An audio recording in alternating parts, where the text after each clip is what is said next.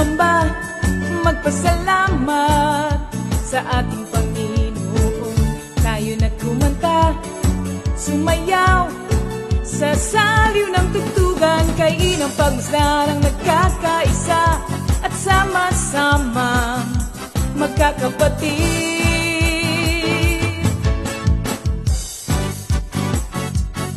Tayo na sumamba, kumanta. Tayo na sumamba, sumayaw kay Jesus. Tayo na at sumamba, magpasalamat sa ating Panginoon. Tayo na kumanta, sumayaw sa saliw ng tugtugan, kay inang pagmasdarang nagkakaisa at sama-sama magkakapatid. Ibigay kay Jesus ang iyong problema. Magdasal, maghintay, magtiwala.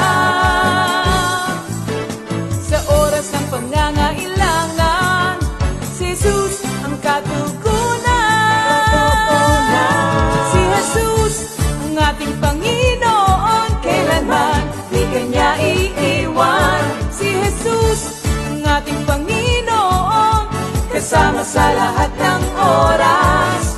Papuri at pasasalamat tanging sa'yo, alay. Tanging sa'yo, alay.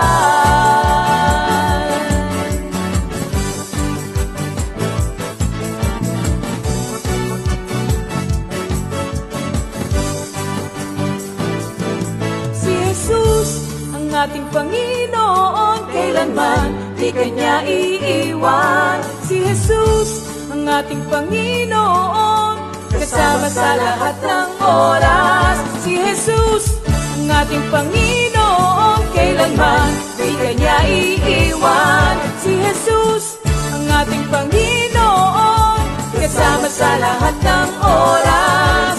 Papuri at pasasalamat tanging sa'yo, alay.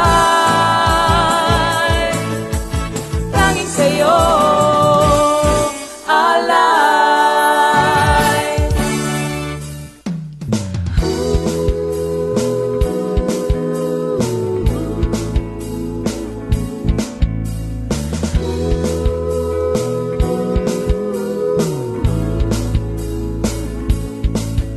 Pinagpalang buhay ang kaloob ng Diyos sa lahat ng tao. May takot sa Kanya. Pinagpalang buhay ang kaloob ng Diyos sa lahat ng tao. Nagtitiwala. Praise God! Good evening once again. Welcome to our midweek Bible study, mga kapatid. Tayo patuloy na magpuri at magpasalamat sa ating dakilang Diyos sa Kanyang kagandahang loob sa atin. Na patuloy niya tayong pinagkakalooban ng mga ganitong pagkakataon na makarinig ng Kanyang mabuting balita. Hindi lang mabuting balita, magandang balita. Ano ha? So before anything else, tayo muna po ay humingi ng guidance sa ating Panginoon sa pamamagitan ng ating sabayang panalangin. Ano ha? Thank you, Lord. Thank you, Jesus. Dakilang Ama sa langit, taus-puso po kaming nagpupuri at nagpapasalamat sa inyo. Sa inyong dakilang katapatan na patuloy niyo kaming pinagkakalooban ng ganitong pagkakataon, makarinig mula sa iyo, Panginoon. Mga salitang magiging gabay namin sa araw-araw. Hayaan niyo pong kami patuloy na mapahayagan ng inyong magandang balita. Dalangin namin ang gabay at patnubay ng iyong banal na Espiritu ay sumaamin upang mabuksan ang aming puso't kaisipan, pangunawa sa bawat salitang aming madidinig. Ama, inaamin namin ang aming kawalan. Tunay na wala po kaming magagawa kung wala kayo. Kaya palagayan niyo po kaming samahan, gabayan ng inyong banal na Espiritu. Lord, may your name be glorified tonight. At sa iyong mga gagamitin sa gabing ito, sa pagpupuri sa pamagitan ng mga awitin, Panginoon, we ask for your double portion of your anointing to be upon the band, the music ministry, the song leader, Panginoon, at higit sa lahat sa kapatid po namin na gagamitin nyo sa pagbabahagi ng iyong magandang balita. Again, we bring you back the highest praise, the highest glory and honor. In Jesus' name we pray. Amen. Thank you, Lord. Yes. O gaya ng dati mga kapatid, habang nag-aantay tayo sa mga kapatiran natin na mag-login sa ating site, para makapakinig ng pag-aaral ng salita ng Panginoong Diyos, tayo muna po ay mag-relax, sit down, sit back and relax and listen sa mga magagandang awitin na pinagkaloob ng Panginoon. Mga original songs given by God, by the Lord, to our members, to our co-workers. Makinig po tayo.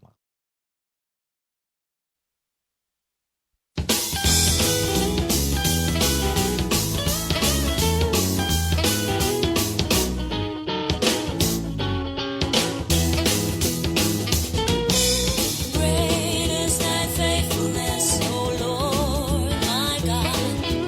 Great is thy faithfulness, O Lord my God. Great is thy faithfulness, O Lord.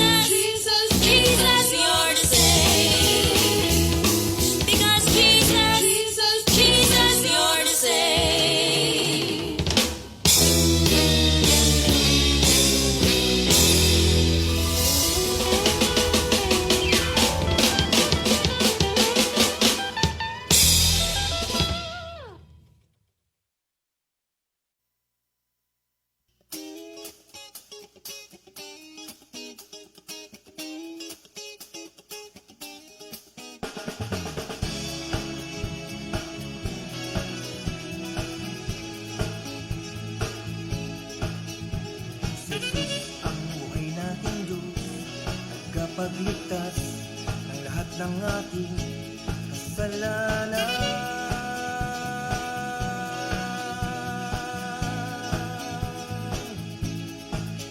Nagkatawang tao at pinago sa krus upang tubusin ang lahat ng ating pagkukulang.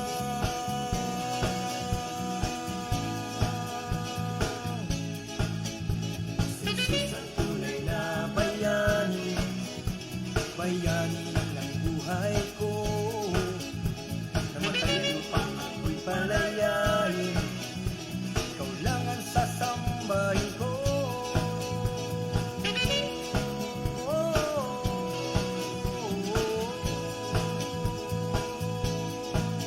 Buhay ka, O Jesus, magpakailanman ang lahat ng tao ay pupurihin ka. Ikaw, Jesus, ang buhay naming Diyos, Diyos ng langit at lupa, maghahari ngayon, bukas at magpakailanman. Buhay ka, O Jesus, magpakailanman ang lahat ng tao ay pupurihin ka. Si Jesus, wala kang kaparis, kamatayan man sa kanya'y buhay din. Sinubad niya ang kanyang pagka-Diyos, makamtan lang natin kaharian ng langit. Jesus ang tunay na bayani, bayani ng buhay ko. Namatay upang ako'y palayain, ikaw lang ang sasambahin ko.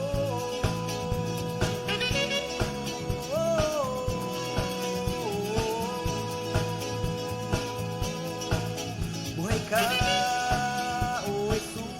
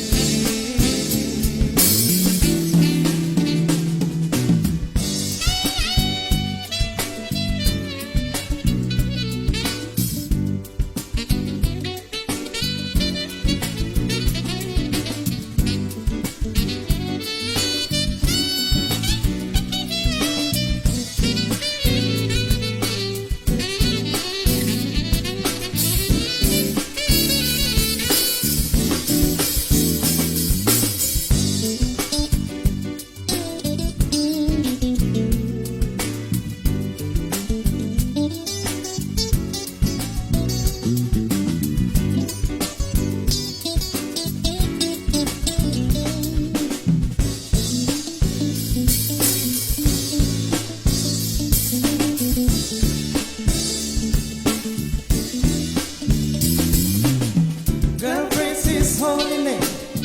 Gotta praise His holy name. Gotta praise His holy name. Gotta praise His holy name. Hey, hey. Gotta praise His holy name. Gotta praise His holy name. Gotta praise His holy name. Gotta praise His holy name. Purihin si Yahweh magpakailanman. Pangalan niya'y laging pasalamatan. Oh, purihin si Yahweh magpakailanman. Huwag kalitan kanyang kabutihan.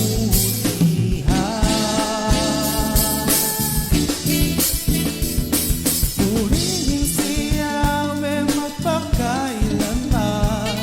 Pangalan niya'y laging pasalamatan. Purihin si Yahweh magpakailanman. Huwag kalitan kanyang kabutihan.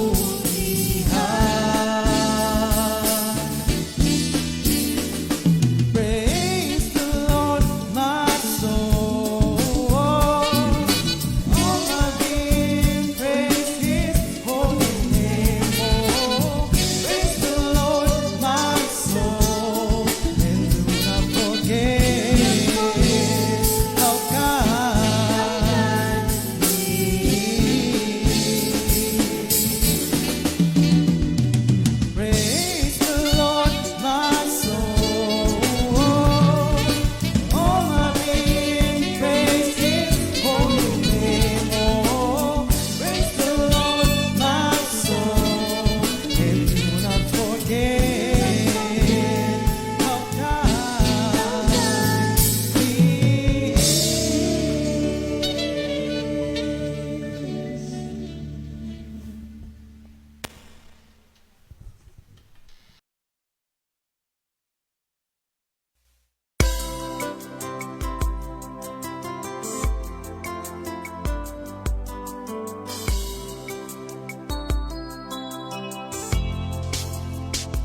Kamangha-mangha ang iyong gawa sa buhay ko, Jesus. Kamangha-mangha ang iyong gawa sa buhay ko, Panginoon. Kamangha-mangha, tunay ang iyong mga gawa. Tunay nga ikaw ay kamangha-mangha.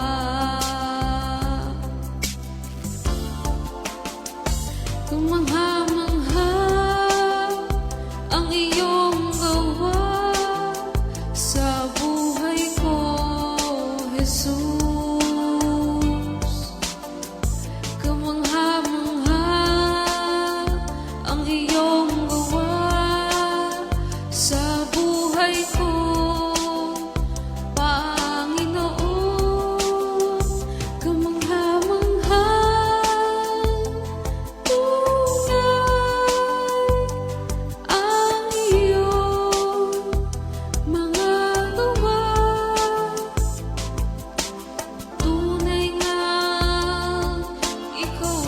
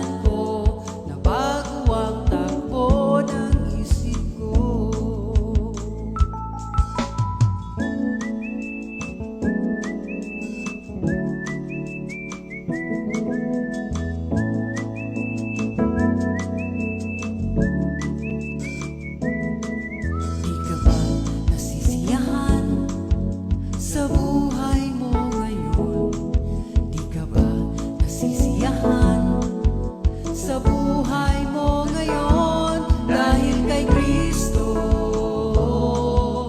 Nabawi ang kasalanan ko, nabago ang takbo ng isip ko.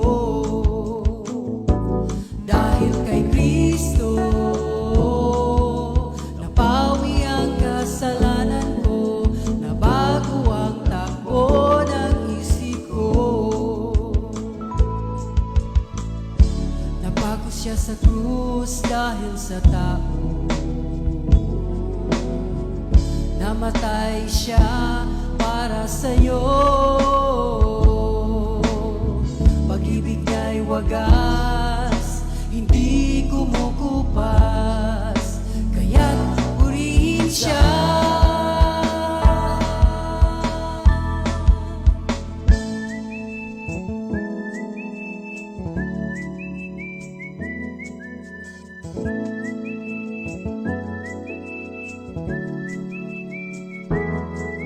Di ka ba nasisiyahan sa buhay mo ngayon? Di ka ba nasisiyahan sa buhay mo ngayon? Di ka ba nasisiyahan sa buhay mo ngayon? Di ka ba nasisiyahan sa buhay mo ngayon?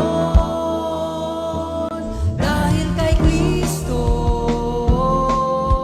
nabawi ang kasalanan ko, nabago ang takbo ng isip ko. Dahil kay Kristo, nabawi ang kasalanan ko, nabago ang takbo ng isip ko. Dahil kay Kristo, nabawi ang kasalanan ko, nabago ang takbo ng isip ko. Dahil kay Kristo, nabawi ang kasalanan ko, nabago ang takbo ng isip ko.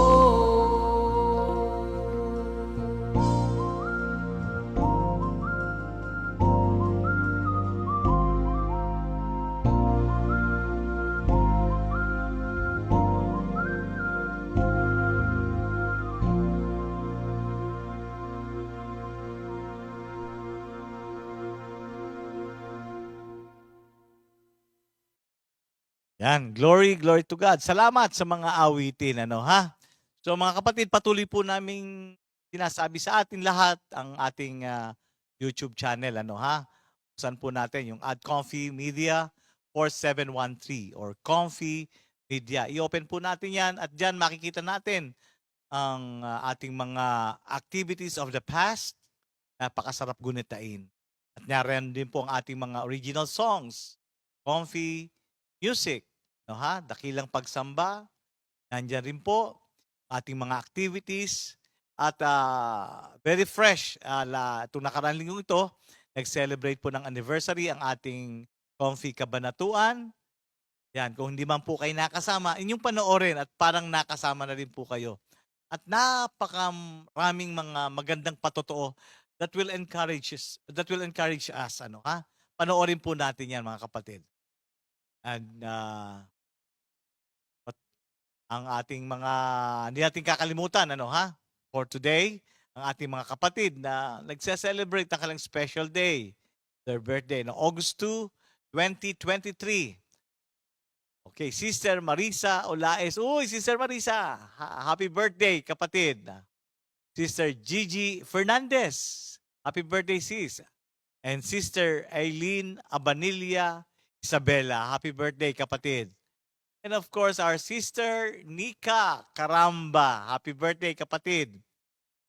At si Brother Maverick Orias, tama ba yon? Maverick Orias. Maklase pangalan ha. Happy birthday, kapatid.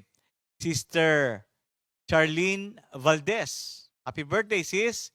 And Sister Teodora Evangelista. Happy birthday. And finally, Sister Janela Estrella. Happy birthday and enjoy your day. God bless you.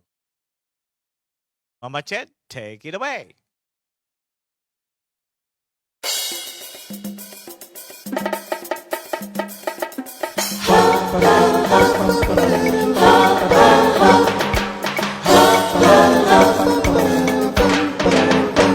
Happy, happy, happy, happy, happy, happy, happy. Happy, happy birthday. Happy, happy birthday. Happy birthday, happy birthday to you. Happy, happy birthday. Happy, happy birthday. Happy birthday, happy birthday to you. Happy birthday! May the good Lord bless you. May the Lord's light shine upon you. Happy, happy birthday to you. Happy, happy birthday to you.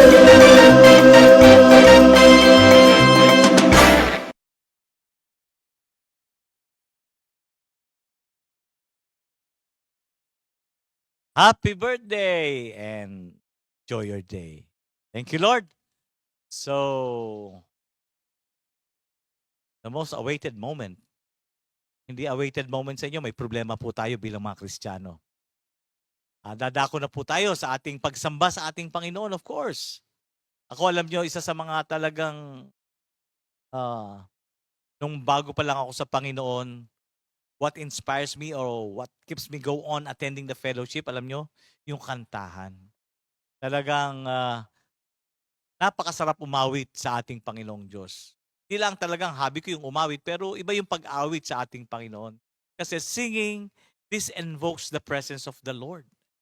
Kaya yung feeling mo kakaiba pagka lagi ka nagpupuri sa ating Panginoong Diyos. Ha? So, tonight, let's welcome our praise and worship team, mga kapatid.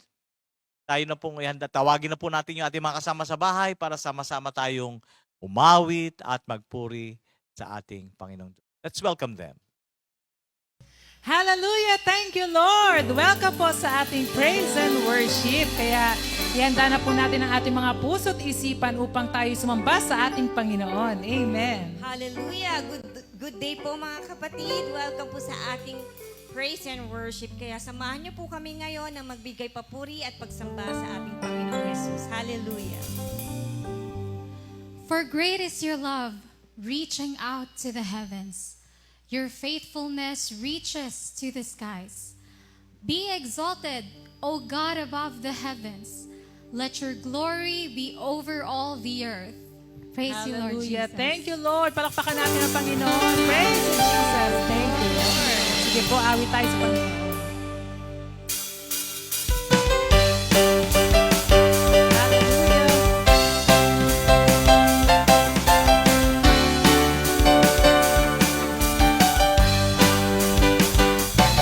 Mahal ko ang Panginoon, pagkat ako'y nangirinig. Dinirinig niya ako sa dalangin ko't higit. Ako'y kanyang dinirinig.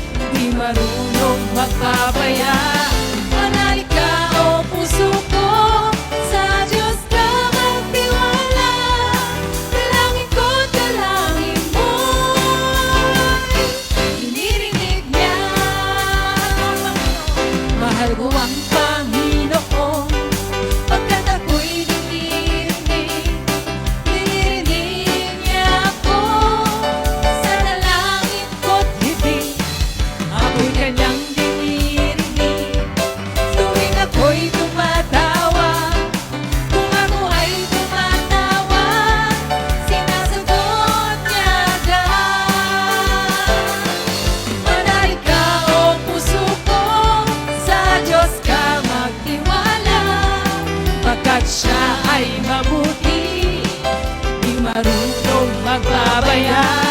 Manalig ka o puso ko, sa Diyos ka magtiwala. Dalangin ko't dalangin mo, dinirinig niya. Hallelujah! May tiwala ako sa Diyos. Amen. May tiwala ako sa Diyos, pangako niya'y iingatan ko. Pupurihin ko si Yahweh sa pangakong binitiwan.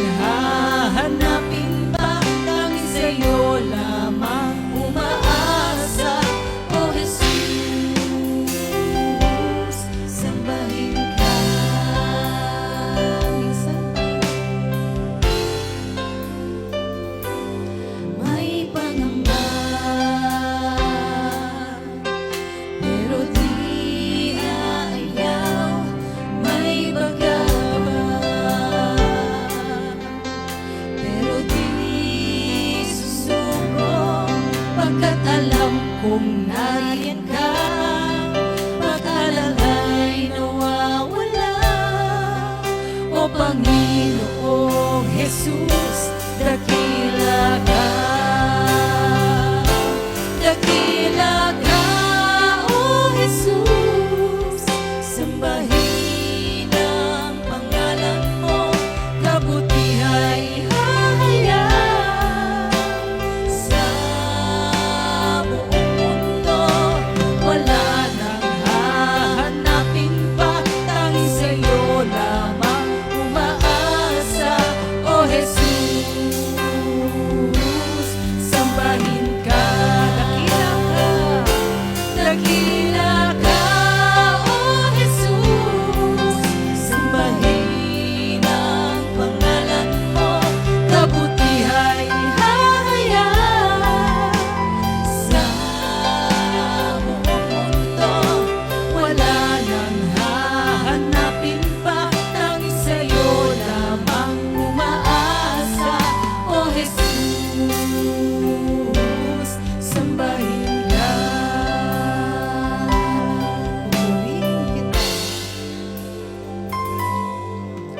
Pupurihin kita, hallelujah, ng buong puso ko, ng buong lakas at kaluluwa ko.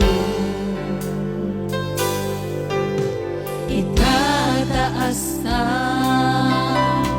banal na ngalan mo, ngayon at magpakailan pa man. Ihayag ko,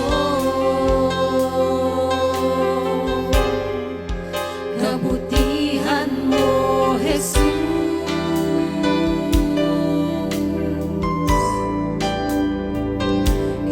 Ihahayag ko ang pag-ibig mo, Jesus.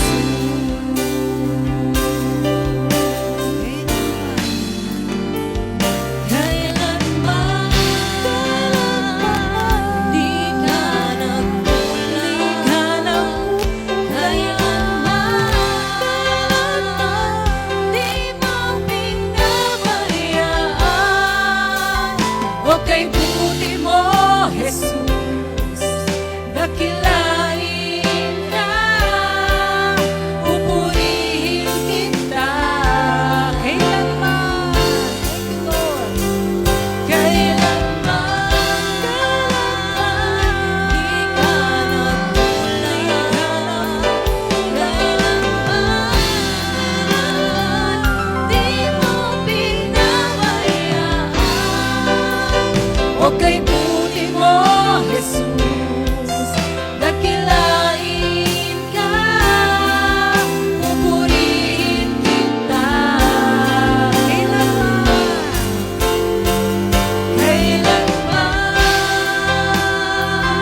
di ka nagkulang, kailanman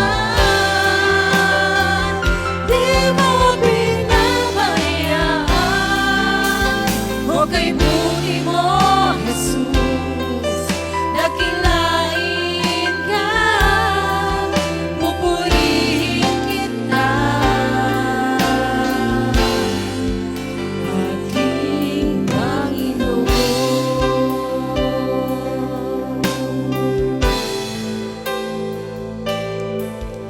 pupurihin kita.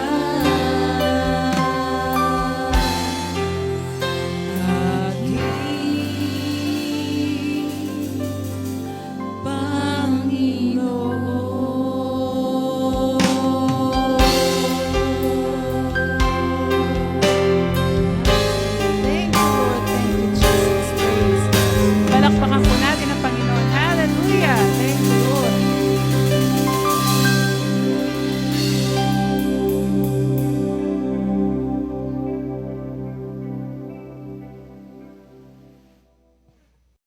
Purihin ang Diyos. Salamat. Thank you, Lord. Glory to God. Comfy Music Ministry. Thank you, Lord. So tonight, sa pagpapatuloy po ng ating series of prayer in every Old Testament book of the Bible. Tuloy po na tayo sa Psalms 42. Kaya mga kapatid, welcome natin ating kapatid. Walang iba kundi si Sister Remy Cabral. Let's welcome our sister. Purihin ng Panginoon, salamat sa Diyos sa muli niyang pagbibigay sa atin ng malayang oras upang tayo po ay makapag-aral ng kanyang mga banal na salita. Ngunit bago po ang lahat, tayo ay manalangin. Diyos Ama sa langit, sa matamis na pangalan ng inyong anak na si Jesucristo, kami po ay nagpupuri at nagpapasalamat sa inyo pong palagi ang paggawad sa amin ng inyong dakilang pag-ibig. At ngayon po kami ay mag-aaral ng inyong mga banal na salita. Paspasan po ninyo ang mga salitang aming pag-aaralan. Panginoon, kayo po ang magbigay ng rema, kayo magbigay ng kapaliwanagan. Kayo po, Panginoon, ang mangusap sa aming lahat. Kami ay nakikinig. Marami pong salamat sa lahat ng biyayang inyong patuloy na ibinibigay, sa lahat ng aming mga answered prayers. Ngunit meron pa po kaming mga kahilingan, Panginoon. Kaya kami sumasa inyo, Panginoon, at nananalangin at humihingi ng tulong, humihingi ng inyong awa, ng grasya po ninyo araw-araw, matupad namin ang inyong mga ipinagagawa sa amin, Panginoon. Marami pong salamat sa mga salitang aming pinag-aralan. Kaya muli, Panginoon, kayo po ang manguna sa aming pag-aaral ngayon. Marami pong salamat, Lord, at purihin ang iyong banal na pangalan ngayon at magpakailanman sa pangalan ni Jesus. Amen. Ang ating pong tatalakayin ngayon ay dito sa Psalm 42, from verses 1 up to 11. This is longing for God. Pananabik sa Diyos. Basahin ko po sa Tagalog ha. Kung papaanong batis ang siyang hanap ng isang usa, ngayong hinahanap ang Diyos ng uhaw kong kaluluwa.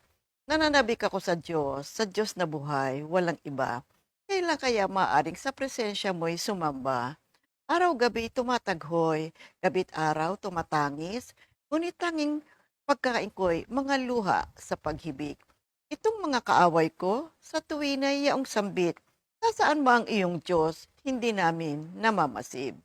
Nagdurugo ang puso ko kapag aking maalala, ang lumipas na kahapong lagi kaming sama-sama, papunta sa templo ng Diyos na ako ang nangunguna. Pinupuri namin ang Diyos sa pag-awit na masaya. Bakit ako nalulumo? Bakit ako nagdaramdam? Sa Diyos ako ay may tiwala. Siyang aking aasahan. Diyos na tagapagligtas, muli ko siyang aawitan. Siya ay gugunitain ang puso kong tigib hirap. Habang ako'y nasa Hordan, sa Hermon at sa Miskar, di ko siya malilimot, gugunitain oras-oras.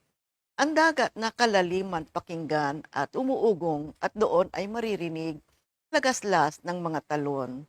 Ang katulad, nagagalit, malalaking mga alon na sa aking kaluluwa ay ganap na tumatabon. Nawa ang pag-ibig ni Yahweh ay mahayag araw-araw. Gabi-gabi siya ay naway purihin ko at awitan. Dadalangin ako sa Diyos na sa aking bumubuhay. Sa Diyos na sanggalang ko, ganito ang aking wika. Bakit ako nilimot? Nilimot mo akong kusa. Bakit ako nagdurusa sa kamay ng masasama? Kalooban ko'y nangihina sa pagkutya ng kalaban habang sila'y nagtatanong, ang Diyos mo ba ay nasaan? Bakit ako nalulungkot? Bakit ako nagdaramdam? Sa Diyos ako ay may tiwala, siyang aking aasahan. Magpupuri akong muli, pupurihing walang humpay, ang aking tagapagligtas, ang Diyos na walang hanggan. Purihin ang pangalan ng Diyos sa pagbasa ng kanyang mga banal na salita. Itong mga verses na ating binasa, kung ating mapapansin, basahin po ninyo ulit mga kapatid. Alam nyo, makakarelate tayong lahat dito. Sapagkat sa buhay natin, ay merong mga situations na kung saan tayo rin ay dumadaan sa mabibigat at mahihirap na bahagi ng ating buhay. How do we describe si David? Ito makikita natin sorrowful. Malungkot siya. Namimighati. Sa Tagalog, nagdadalamhati, nahahapis, nalulungkot, nagsisisi. Or heartbroken. Nagdadalamhati, may pusong windang, may pusong sawi, namimighati, wasak ang puso. At sa ibang commentaries, binigyan nila ng description si Haring David na siya ay depressed. You see, dito makikita natin ang kanyang naging damdamin. Si Haring David ay isang hari. Napakarami ng mga taong nasa kanya ay nakapaligid. Mga taong sa isang salita niya lamang ay sumusunod at kumikilos ang lahat ng mga taong nasa paligid niya. But at this moment, David is alone in the wilderness. Madilim ang kanyang lugar, gutom, pagod, hirap ang kanyang katawan at ang kanyang damdamin. So, dito makita natin, tayo rin makakarelate tayong lahat dito. You know, life is good, but there are times, na tayo ay may dinaraan ng mahirap, masakit, malungkot, na kuminsan hindi natin maunawaan yung mga situations. And what do we usually do pag ganito ang ating experience? Si Haring David naririto sa ganitong experience. Alam nyo, meron tayong matututunan sa kanya, sa kanyang naging experience na ito. Ang panloob na kalagayan ni Haring David ay nalulumbay at puno ng kaguluhan. Sa Tagalog version, do sa binasa nga natin mga verses, ginamit yung mga salitang tumataghoy, tumatangis, nagdurusa, nanghihina. Sa verses 5 up to 11, inilarawan niya yung kanyang sarili bilang cast down at puno ng kaguluhan. At sabi pa nga niya, ang aking luha ay naging aking pagkain araw at gabi. At sabi niya sa verse 7, lahat ng iyong mga paghampas at iyong mga alon ay lumalampas sa akin. Anong matututunan natin gano'n? What are the different lessons that we can learn mula sa experience ni Haring David?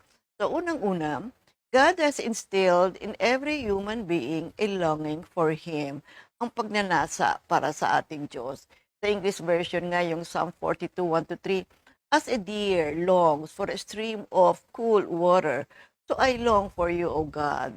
I thirst for you, the living God. When can I go and worship in your presence? Day and night I cry, and tears are my only food. All the time my enemies ask me, where is your God? So makita natin, dito ay meron siyang matinding pagnanasa, pananabik sa presensya ng ating Panginoon. Bakit ba tayo nagugutom? Bakit ba tayo nauuhaw? Alam naman natin yung ating katawan, kapag nagugutom na, nagsisignal na ito na kailangan na tayong kumain. Nagbibigay ito ng mga sinyales para tayo ay makafunction mabuti. Kailangan kumain tayo at hindi lang basta kakain, immediately kailangan kumain tayo. At kaya yung unang 3 verses, kaya naglininay-linay, nagme-meditate si Haring David. So tayo rin ba merong ganong klaseng pananabik sa ating Panginoon? Ano ba yung mga hinahanap natin sa buhay natin? Alam mo, ang Diyos ay naglagay sa bawat puso ng isang tao na magkaroon ng pananabik sa Kanya. Why? After all, He is our Creator. Hindi naman pwede na matapos na tayo ay Kanyang nilikha, ay pababayaan na lang tayo. Alam nyo, ang taong nananabik sa ating Panginoon ay kumikilala sa Diyos. Kaya mabuti na tayo ay magkaroon din ng ganong klase ng damdamin. Ang pagnanasa na makasama at makaharap sa presensya ng ating Panginoon. Si Haring David ay nagkaroon ng isang intense desire to be in the presence of God. Hindi lang ito basta pagkauhaw. Ito ay malalim na pagnanasa. Yung Hebrew term nga na pant or panting, it implies an intense experience, meaning to say, matindi ito. Now, this is not just a simple thirst, but a desperate need for something vital. When we say vital, mahalaga, importante talaga ito. Tingnan na lang ninyo yung mga gadgets natin, like yung ating mga cellphone, di ba? Sa yung mga computers natin, oo, may baterya yan. Pero pagdating ng panahon, nauubos din yung baterya. Kailangan ilagay mo siya sa kuryente para mag-function properly. So, ganun din tayo. Sa ating buhay, nilikha tayo ng ating Panginoon. Yes, there are times kaya nating patakbuhin yung buhay natin. But at a certain time, there will always be a longing to be in the presence of God. Kailangan natin ang Diyos sapagkat siya ang lumikha sa ating lahat. Now, ano ba ang mga naging causes kung bakit naging sorrowful si Haring David? Alam niyo, maraming mga bagay-bagay ang mga dahilan, pero dito sa ating pinag-aralan ay makita natin unang-una, the absence from the place where God is worshipped. Ang sabi niya kasi, alam niyo, natutuwa ako, sabi niya, nangunguna pa nga ako sa pagpunta sa templo para kami ay sumamba.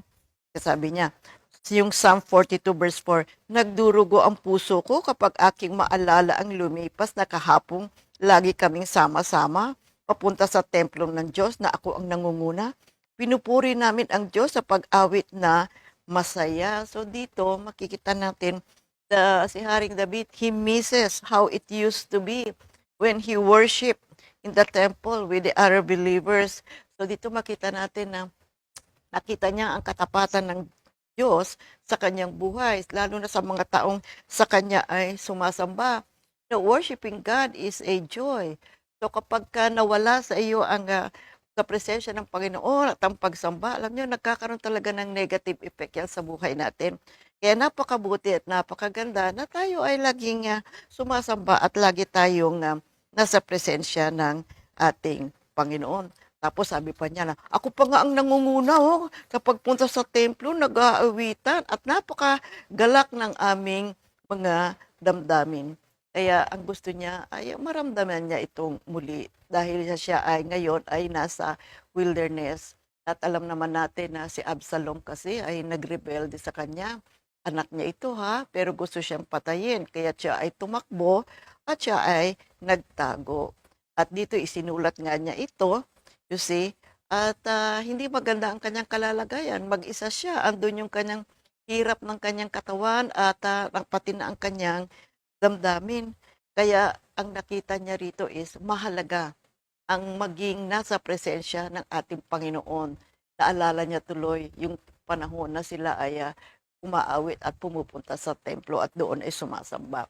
Ikalawa, makikita natin mga kapatid na there are attacks from the ungodly, the deceitful and wicked people. Makikita natin yan sa Psalm 43 verse 1. The taunts, yung mga panunuya, pangungutya ng mga unbelievers sa Psalm 42 verses 3 and 10. Alam niyo, sa panahon talaga natin, meron talagang mga pangyayaring ganito na mga tao na nangungutya lalo na sa mga believers. At kung ikaw ay dadaan sa isang mabigat na bahagi ng buhay mo, ang lagi sasabihin ito, kala ko ba may Diyos ka, nasaan ang Diyos mo? Bakit ganyan ang nangyari sa buhay mo? You see? Kaya dito makikita natin yung Psalm 22 verses 6 to 8. Ngunit ako'y parang uod at hindi na isang tao. Hinahamak at pinagtatawanan ng kahit na sino. Pinagtatawanan ako ng bawat makakita sa akin. Inilalabas ang kanilang dila at sila'y pailing-iling. Sabi nila, nagtiwala siya kay Yahweh. Hayaang iligtas siya nito. Kung talagang mahal siya nito, darating ang kanyang saklolo. Kaya sa buhay natin ito, mga kapatid, makikita natin yung Psalm 42 verses 3 to 10. Araw-gabi, sabi niya, araw-gabi. Nakita natin niya, araw-gabi. So this is frequent. Gabi araw ay tumatangis. Tanging pagkain ko'y mga luha sa paghibik. Kalooban ko'y nangihina sa pagkutya ng kalaban habang sila'y nagtatanong, ang Diyos mo ba ay nasaan? So makikita natin ngayon dito. Kaya yung John 16:33, the world will make you suffer, but be brave. I have overcome the world, sabi ng Panginoon. Kaya there will always be negative situations sa buhay natin. Kaya yung Matthew 5:11 to 12, pinagpala ang mga nilalait at inuusig ng mga tao at pinaparatangan ng lahat ng uri ng kasamaan na pawang kasinungalingan ng dahil sa akin. Magsaya kayo at magalak sapagkat malaki ang inyong kantimpala sa langit. Alalahanin ninyong inuusig din ang mga propetang nauna sa inyo. Diba, makikita natin yung mga kapatid na meron talagang mga persecution. Ikaapat na dahilan na makikita natin is the overwhelming trials of life. Makikita natin yan dito sa Psalm 42 verse 7. At yung ikalima is, there are times when God will not act quickly on our behalf. We make our prayers to God, pero alam niyo naman, ang Diyos, tumutugon niya sa kanyang tama at takdang panahon. Kaya At dahil sa dami at bigat ng mga negative situations, ay nanlulumo tayo kapag hindi pa dumarating ang mga tugon ng Diyos sa ating mga panalangin. Kaya yung Psalm 42 verse 9, sa Diyos na sanggalang ko, ganito ang aking wika. Bakit ako nilimot? Nilimot mo akong kusa. Bakit ako nagdurusa sa kamay ng masasama? So dito nakapagsabi tuloy siya, no? Alam mo tayo din kung minsan, no? Kapag ka nagpipray tayo, Lord, ang tagal, nakalimutan mo na ba ako? Nagagalit ka ba? Bakit ganito ang nangyayari? Alam niyo, maski ang ating Panginoong Hesukristo, siya man din ay nangusap. Ang sabi niya, Lord, why have you forsaken me? Kaya Psalm 22 verse 1, my God, why have you forsaken me? Why are you so far from saving me? So far from the words of my groaning? Oh my God, I cry out by day, but you do not answer. By night, and I'm not silent. You know, sometimes we feel God is so malayo and He is so silent. Sometimes we ask, Lord, nandiyan ka ba? Pakinggan mo naman ako at tugunin. Ikalawa, tingnan natin ano yung matututunan natin. Look up when you are feeling down. Seek the face of God in the light of the gospel. You know, there are times when there are hard situations. First, we have to admit that we have a problem. Huwag na yung denial na wala kang suliranin, pero merong pain, merong lungkot. So, kailangan admitin natin na meron tayong dapat na bigyan ng solusyon sa buhay natin. Kapag hindi natin inamin na tayo ay merong suliranin, ano ang gagawin nating solusyon para sa ating mga dinaraanang mabibigat na bahagi ng buhay? So, si Haring David, inalala niya yung panahon na kasama niya ang Diyos at that's why he is being able to endure every pain na kanyang na dinaraanan. Kaya dito sa Psalm 121 verses 1 to 3, doon sa burol, ako'y napatingin, sasaklolo sa akin, saan manggagaling? Ang hangad kong tulong, kay Yahweh magmumula sa Diyos na lumikha ng langit at ng lupa, di niya ako hahayaang mabubuwal. Siya'y di matutulog, ako'y babantayan. Si Salmista ay nangungusap ayon sa kanyang experience sa ating Panginoon. Nakita naman niya kung paano siya tinulungan ng Diyos at kung paano kumikilos ang Diyos sa kanyang buhay. Kaya ang mabuti sa panahon na may bibigat ang sitwasyon, manalangin tayo. Jeremiah 33 verse 3, kung mananalangin ka sa akin, tutugunin kita at ipahahayag ko sa iyo ang mga bagay na dakila at mahiwaga na hindi mo pa nalalaman. Sabi rin ni Lord sa Matthew 7 verse 7, humingi kayo at kayo'y bibigyan, humanap kayo at kayo'y makakatatagpo, kumatok kayo at kayo pagbubuksan, sapagkat ang bawat humihingi ay tatanggap, ang bawat humahanap ay makatatagpo, ang bawat kumakatok ay pagbubuksan. So, there are difficult situations in life. There are difficulties. You know, sometimes we say that life is not easy, but life is good. But there are really times na merong mga negative situations along the way and we feel overwhelmed and sometimes we feel that God has forsaken us at nakalimutan na tayo ng ating Panginoon. So, anong gagawin natin sa ganitong mga sitwasyon? Look up. Tumingin tayo sa ating Panginoon. Kailangan natin ang Diyos sa buhay natin. Hindi natin pwedeng sabihin na hindi ko kailangan ang Diyos. After all, siya ang lumikha and God is responsible for our life. Now, ikatlo, anong matututunan natin? The need for self-talk. You know, David preaches to his own soul. Kinausap niya yung kanyang sarili. Kaya dito sa Psalm 42:5-8, bakit ako nanlulumo? Take note, bakit ako nanlulumo? So, kinakausap niya yung kanyang sarili. Bakit ako nagdaramdam? Sa Diyos ako ay may tiwala. Siya ang aking aasahan. Diyos na tagapagligtas, muli ko siyang aawitan. So, dito makikita natin, kapatid, kinakausap niya yung sarili. There are times when we have to do this, you know? You see? Kailangan i-preach natin yung sarili natin, kausapin natin yung ating sarili natin, at tatanungin natin, ano bang mabuti kong gawin? Bakit ba ganito ang aking damdamin? Sa verse 6, siya ay gugunitain ng puso kong tigib hirap habang ako'y nasa Horda, sa Hermon, at sabi pa niya ay tuloy natin. At sa Hermon at sa Mizar, di ko siya malilimot, gugunitain oras-oras. Ang dagat na kalaliman, pakinggan at umuugong, at doon ay maririnig lagaslas ng mga talon. Ang katulad, nagagalit na malalaking mga alon na sa aking kaluluwa ay ganap na tumatabon. Nawa ang pag-ibig ni Yahweh ay mahayag araw-gabi, kagabi-gabi siya. Naway purihin ko at awitan, dadalangin ako sa Diyos na sa aki bumubuhay. So dito mga kapatid, makikita natin, He's telling himself what to do. So what we have to do, first, take full control of ourselves. See, ayusin natin yung ating sarili. Usapin natin ating sarili. We do not give in to depression or self-pity. There are times when the pain is so deep, hindi mo talaga maintindihan. And it leads to the self-depression. Nagkakaroon tuloy tayo ng self-pity. We have to learn to fight ourselves. Hindi yung ibang tao ang kinakalaban natin, but rather, we overcome yung ating sarili. We have to remind ourselves continually that there is no reason for us to be depressed because we have a God who loves us. We have a God who created us. We have a God who is always looking after us.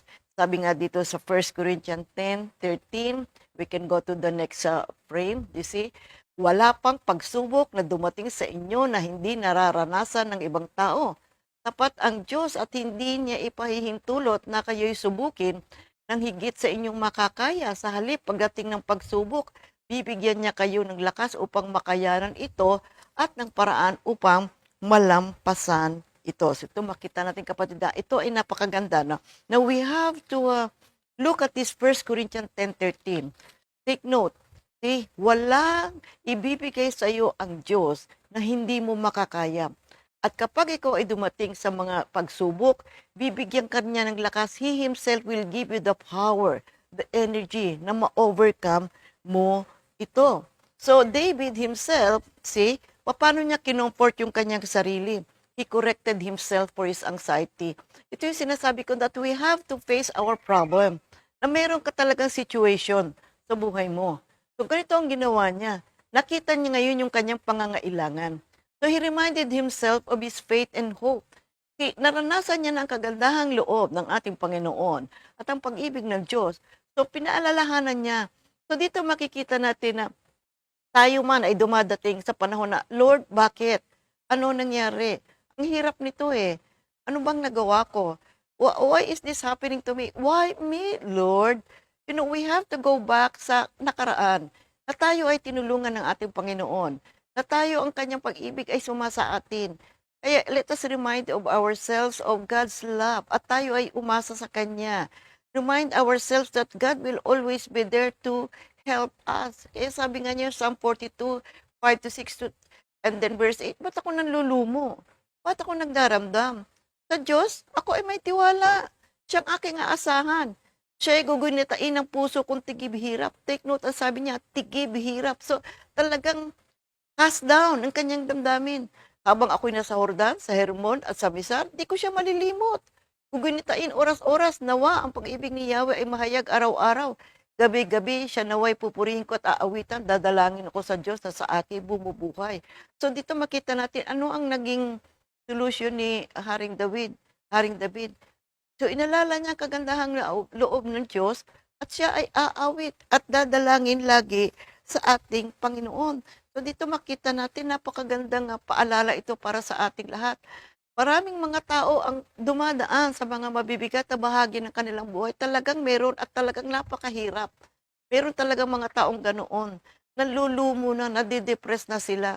Dito sa buhay at experience ni Haring David ay meron tayong malalim na matututunan. So sabi niya rito, ba't ako nalulumo? Aawit ako sa Panginoon, dadalangin ako sa Kanya. Siya ang bumubuhay sa akin, sabi niya. And then, ikatlo, lift yourself up. Walang tutulong sa atin kundi ating sarili. Nandiyan dyan ang Diyos. Andiyan ang grasya ng Panginoon. Gamitin natin. So, how do we lift ourselves? Pray. Pray. We have to connect to God. There's no other way. God is our creator. at alam niya kung ano ang mabuti para sa atin. Kaya nga naglagay siya ng vacuum sa puso natin na nagkakaroon tayo lagi ng pananabik sa Diyos. Maraming mga tao, ano sila, mabigat ang buhay. Maraming mga tao, magulo ang kanilang buhay. But they don't realize that all we need is God. When we connect to God, nandoon yung kanyang grasya, nandoon yung kanyang awa. At tulad ni Haring David, sabi niya, namimiss ko yung pumupunta kami sa templo, meaning presence of God. It's always best to be in the presence of God. Let us pray for wisdom. Let us pray for guidance. Yun ang gawin natin. Umasa tayo sa ating Panginoon. Let us talk to ourselves. Let us challenge ourselves. Ano ba ang mabuti kong gawin? Let us put our hope in God. Kasi kaya Hebrews 12:2, ituon natin ang ating Panginoon kay Jesus. Sa Kanya nakasalalay ang ating pananampalataya mula simula hanggang katapusan. Dahil sa kagalakang naghihintay sa Kanya, hindi niya inalintana ang kahihiyang pagkamatay sa krus at siya ngayon nakaupo sa kanan ng trono ng Diyos. So look, ando doon ang Panginoon, katabi ng ating Diyos Ama sa langit, nanalangin palagi para sa ating lahat. Itaas natin ang ating sarili. Sino pa ang gagawa niya? Remember, only we ourselves will do this. Only we ourselves. See, lapit tayo sa ating Panginoon. Meron talagang mga sitwasyon na napakahirap. Sabihin natin sa mga taong nakakasalamuhan natin, sa panahon ng kakulangan, sa panahon ng kalungkutan, lumapit tayo sa Diyos at ituon natin ang ating mata sa Kanya. Ikaapat, let us praise God. Sing to God. Worship God. Kaya Psalm 42 verses 8 and 11. Nawa ang pag-ibig ni Yahweh ay mahayag araw-araw. Gab-gabi siya ipupurihin ko at aawitan. Dadalangin ako sa Diyos na sa akin bumubuhay. Bakit ako nalulungkot? Bakit ako nagdaramdam? Sa Diyos ako'y may tiwala. Siya ang aking aasahan. Pagpupuri akong muli. Pupurihin walang humpay.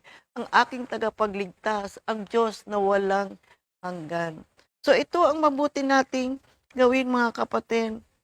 The Lord is saying to us, you see sa English version nitong Isaiah 43, 1-3, Israel, the Lord who created you says, do not be afraid, I will save you. I have called you by name, you are mine.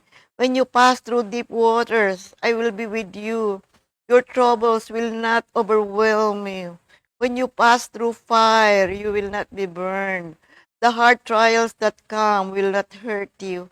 For I am the Lord your God, the Holy God of Israel, who saves you.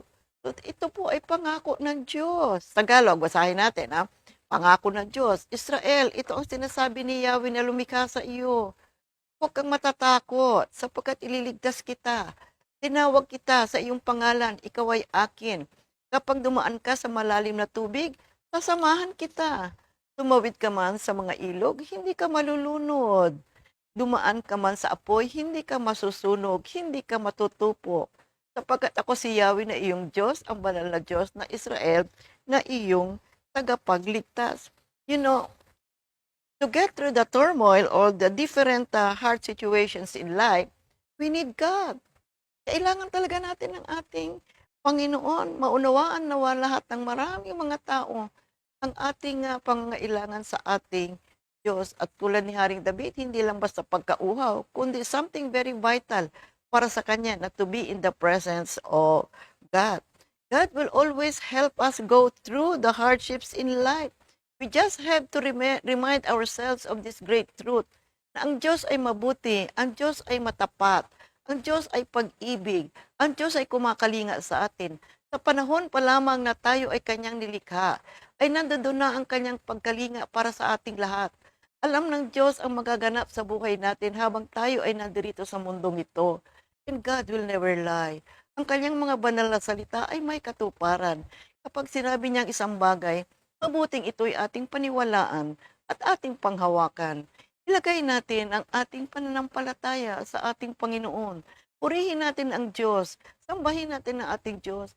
After all, this is the duty of every man. And God does not change. Hindi siya nagbabago. Ang kanyang pag-ibig sa atin mula noon hanggang ngayon, hanggang sa katapusan ng lahat, ay nananatili sa atin. Ang kanyang pag-ibig ay walang hanggan. It is eternal. Ang kanyang purpose para sa kanyang paglikha sa atin ay hindi magbabago. God has a great plan. Kaya sabi nga niya, di ba? Jeremiah 29:11, "Oh, I alone knows the plans I have for you. Plans for prosperity and not disaster." Kaya ano yung gagawin natin sa buhay natin na sa panahon na mayroong mga mahirap na situation? Always go to God. Sabi niya, ask and you will receive. Lumapit tayo sa ating Panginoon. Sabi niya, call unto me and I will answer thee. So lumapit tayo sa ating Panginoon. Huwag tayong mangimi at huwag tayong mahiya pagkat ang kanyang dakilang pag-ibig ay laging sumasa atin. Tayo ay nabubuhay araw-araw, gumigising tayo araw-araw, tayo ay nilulukuban ng dakilang pag-ibig ng Diyos. His love is always new every morning. Kaya mga kapatid, napakaganda na experience ni Haring David. Siya ang dumanas, ngunit meron tayong magandang matututunan sa kanyang naging experience. Pag-aralan natin at ating gayahin kung ano ang kanyang ginawa. Siya ay nagtiwala at naging matapat pa rin sa ating Panginoon. Mahirap ang sitwasyon, ngunit nandoon at sinasabi niya sa ating lahat, may pag-asa sa ating Panginoon sapagkat ang kanyang pag-ibig ay walang hanggan. Manalangin tayo. Maraming salamat, Panginoon, sa dakilang pag-ibig mo. Maraming salamat sa iyong gabay sa amin sa araw-araw.